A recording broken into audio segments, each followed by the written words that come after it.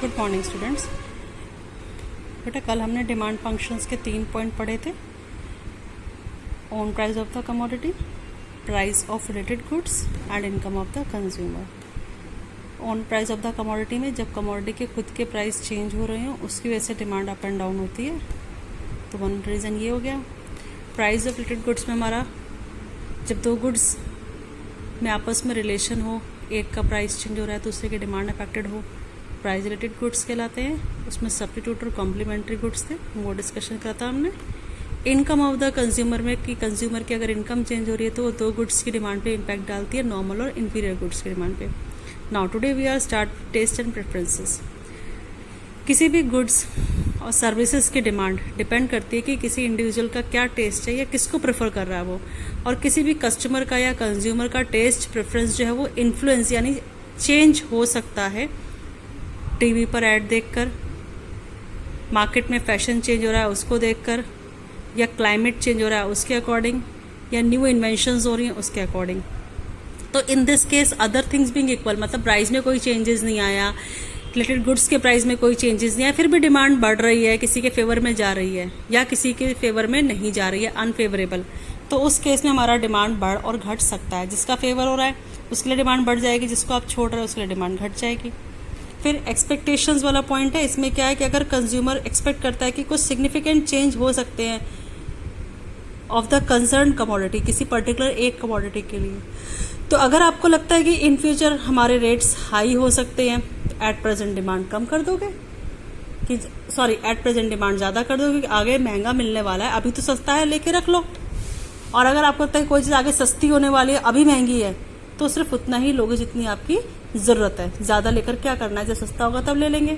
तो अगर ऐसी कुछ एक्सपेक्टेशंस कंज्यूमर करता है किसी कमोडिटी के लिए, तो अगर इन फ्यूचर उसे लग रहा है कि रेट हाई होंगे तो एट प्रेजेंट डिमांड ज़्यादा, और अगर लग रहा है कि आगे सस्ता हो सकता है तो आज डिमांड कम हो जाएगी।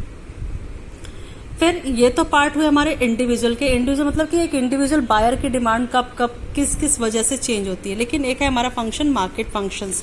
मार्केट मतलब पूरी मार्केट की डिमांड, टोटल डिमांड, यानी जो पूरा सारे इंडिविजुअल है उनकी टोटल डिमांड किस किस वजह से डिमांड बढ़ सकती है और घट सकती है। तो हमारे मार्केट डिमांड फंक्शंस में शुरू के 5 फंक्शंस तो वही हैं जो हमने इंडिविजुअल पढ़े थे।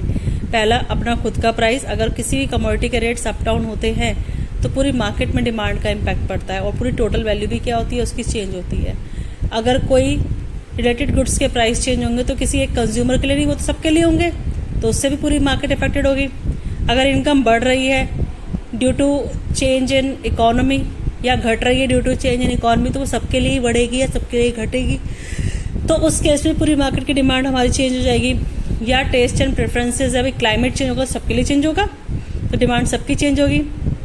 तो इस तरीके से टेस्ट एंड प्रेफरेंसेस भी चेंज आते हैं। अगर आप एक्सपेक्टेशंस कर रहे हो रेट्स अप एंड डाउन होंगे, तो सिर्फ आप ही क्यों करोगे, पूरी मार्केट में रेट अप एंड डाउन होंगे ना भाई, तो सबके लिए होंगे वो, तो एक्सपेक्टेशंस तो सबके लिए हो जाएंगी। तो उस केस में भी हमारी पूरी मार्केट इम्पैक्ट पड़ेगी। मतलब अगर किसी एक इंडिविजुअल की डिमांड अफेक्ट हो रही है तो सिर्फ आप ही की नहीं, आपके जैसे बहुत सारे इंडिविजुअल्स हैं उनकी डिमांड भी इफेक्ट हो रही होगी।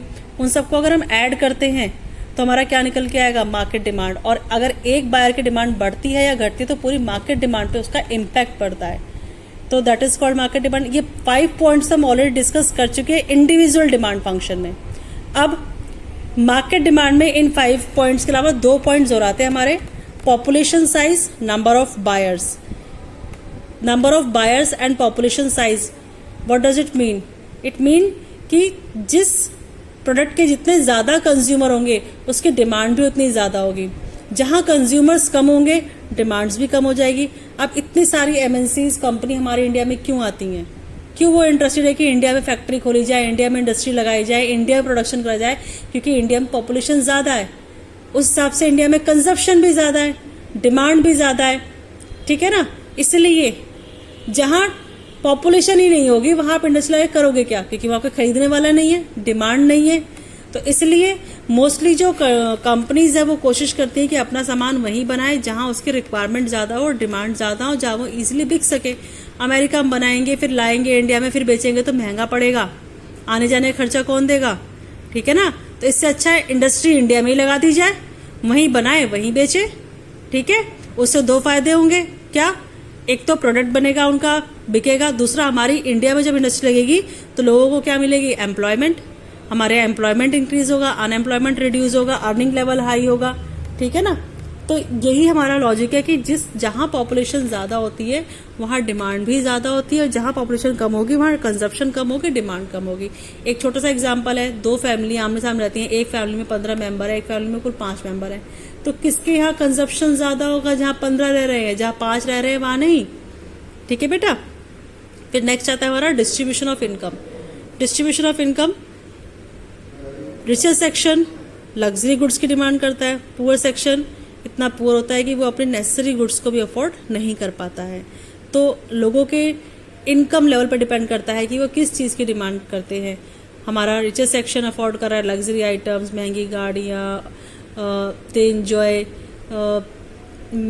लग्जरी का वो आता है कि डायमंड्स आते हैं, ये सब चीज़ें यूज़ कर रहा है। और हमारा जो पुअर सेक्शन है वो अपनी necessities of life, LPG afford नहीं कर पा रहा है, प्रॉपर राशन का सामान नहीं ले पा रहा है, बच्चों की एजुकेशन नहीं हो पा रही है, मेडिकल फैसिलिटीज़ नहीं मिल पा रही हैं।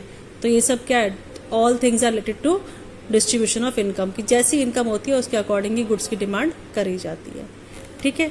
तो ये हमारा इंडिविजुअल डिमांड फंक्शंस और मार्केट डिमांड फंक्शंस था, जो ये टॉपिक अब खत्म हो गया है। नेक्स्ट टॉपिक हमारा लॉ ऑफ डिमांड है, उसको हम अपना नेक्स्ट वीडियो में डिस्कस करेंगे। Thank you.